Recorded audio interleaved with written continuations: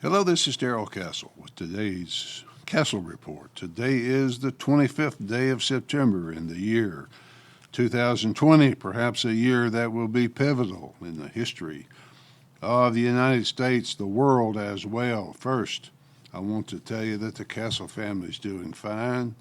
During these very unusual, very difficult times, the family daughter is adjusting well to her new life back in the first world. She seems more upbeat, more positive than she has in a while. So, Joan and I are very grateful for that. Today, I'm talking about questions that are ever before us.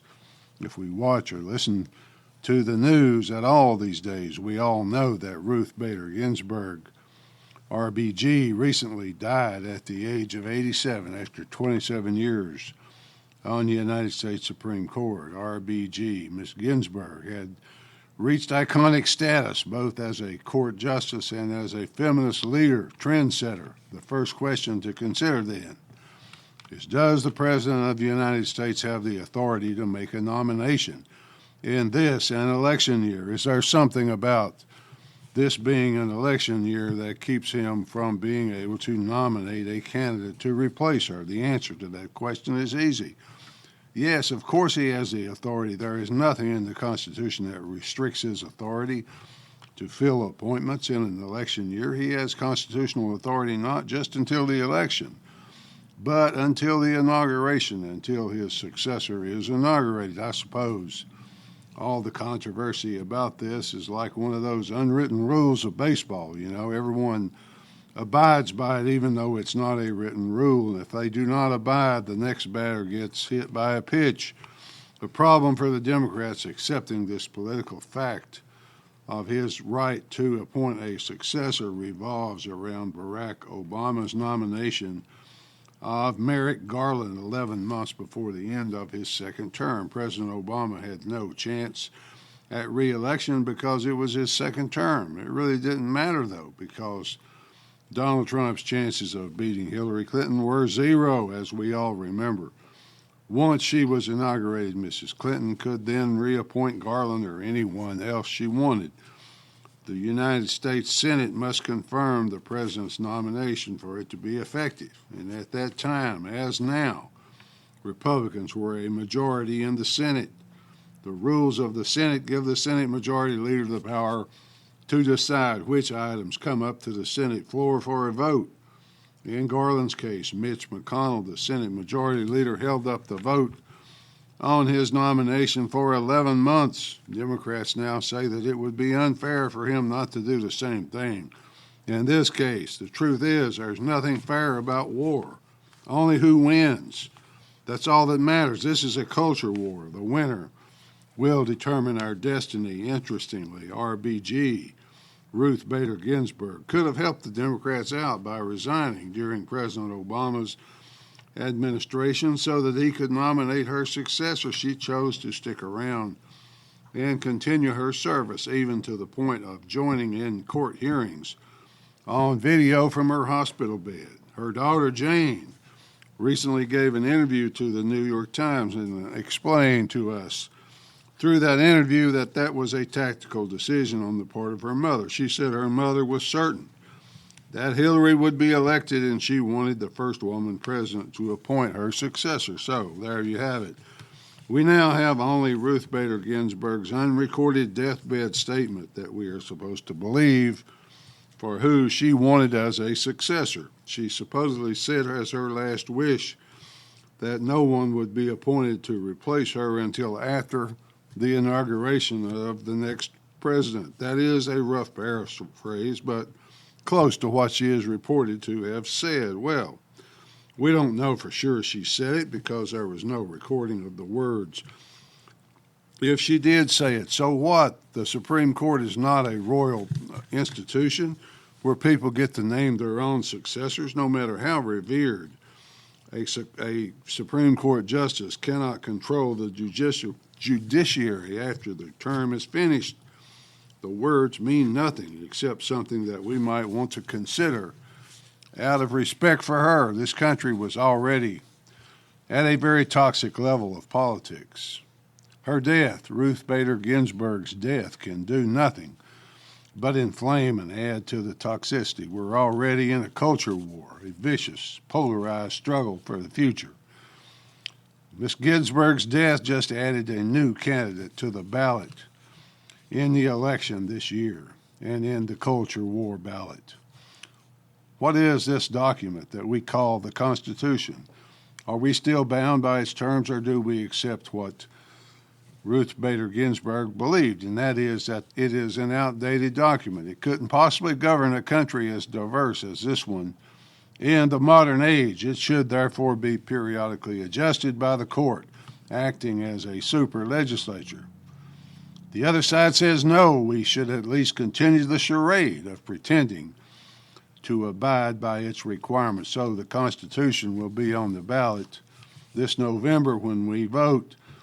When news of Ms. Ginsburg's death broke in the press, the President of the United States was giving a speech to a group of iron ore miners in upper Minnesota. When his speech ended, the press asked him for a comment about her death, and that was his first notice that she had died. He said, quote, "She led an amazing life. What else can you say? She was an amazing woman, whether you agreed with her or not. She was an amazing woman who led an amazing life.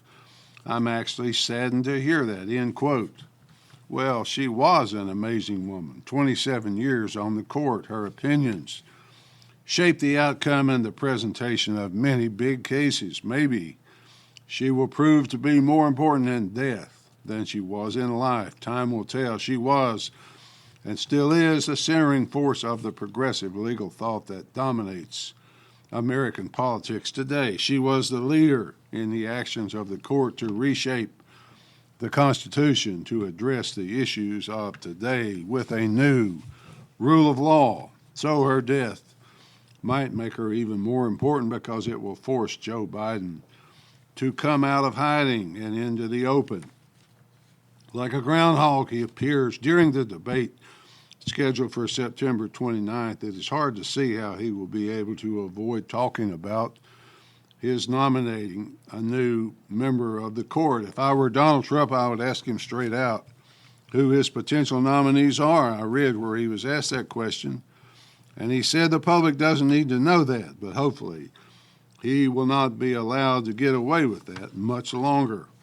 If Barack Hussein Obama wants the job of Supreme Court Justice, it is his for the asking should Joe Biden win the election. I have no idea if Obama wants a real job or not, but Joe Biden would not be able to refuse him if he does. Senate confirmation would then become just a formality. If he can serve as president, he can certainly serve on the court.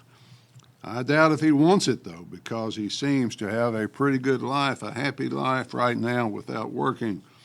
What about President Trump? Should he decline to nominate until and if he is reelected? Absolutely not. That is my answer. And if the shoe were on the other foot, I promise you the Democrats would go forward. This is a culture war being fought in our minds and in our streets, which means we must take any advantage we have. He seems to agree, the president that is, because on September 19th he tweeted the following, quote, "We were put in this position of power and importance to make decisions for the people who so proudly elected us, the most important of which had been considered to be the selection of United States Supreme Court justices. We have this obligation without delay," end quote. So there it is. He intends to nominate and fill the position if the Senate is willing. Right now, I believe the announcement is scheduled for tomorrow, the 26th day of September. Both presidential candidates will be judged on this nomination and how they react to their opponent's nominee. The Senate will also be judged by it. I will assume that senators up for re-election are now adjusting their campaigns accordingly. Not many federal appointments have ever been more important than this one, if any. Despite all the threats of violence, of impeachment, etc., he is going forward. It is most important, most interesting that the Speaker of the House threatened impeachment proceedings because he might dare to do what he is constitutionally required to do. If she does, that will help assure Biden's defeat because voters will see her action for what it is. Who then should he nominate? Who has the intelligence and the fortitude for the job? Who has the determination to survive the Democrat character assassination? That is the nomination process. That is the easy part, folks. If you're only going to consider someone who has some prospect of actually being confirmed, the choice is Amy Coney Barrett. She currently serves on the Second Circuit bench. She is a graduate of Notre Dame University and the law school of that same university. There are a few criticisms of Judge Barrett, at least a few legitimate ones. The primary Democrat criticism is that she is a devout Catholic and lets her Catholic faith guide her decisions. Well, God forbid, folks, that we should have a member of the court who actually believes in God and acts accordingly. If that is the only thing her opponents can come up with, then she must be a pretty good jurist. She is by far the brightest and most qualified available. In my opinion, she deserves to be on the court. It would be a shame if the deep prejudice of Democrats eliminates her because she is Catholic. She represents a chance to showcase before the American public not only her brilliant legal mind, but also she is a mother of 7, including 1 with special needs and 2 adopted from Haiti. She could quite possibly reinvigorate the entire Republican base with her energy, her intellect, and her calm demeanor. Judge Barrett is known to be pro-life in her views, but maybe the American public and enough senators are tired of the George W. Bush, David Souter, say one thing, do another versions of leaders. Give us instead this woman to whom the inherent dignity of all life is no mere slogan or academic concept. Now I quote a famous lawyer named Ruth Bader Ginsburg. Women come in all shapes and sizes, she said, just as men do.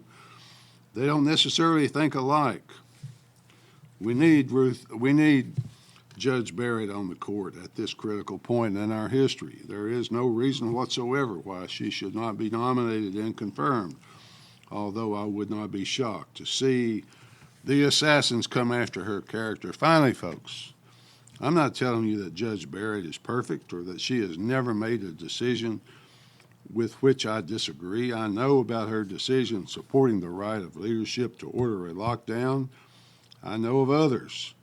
I'm also aware that our culture war was already lost, when we surrendered our children to the enemy at the school and university levels. What I am telling you, though, is that we must fight on anyway.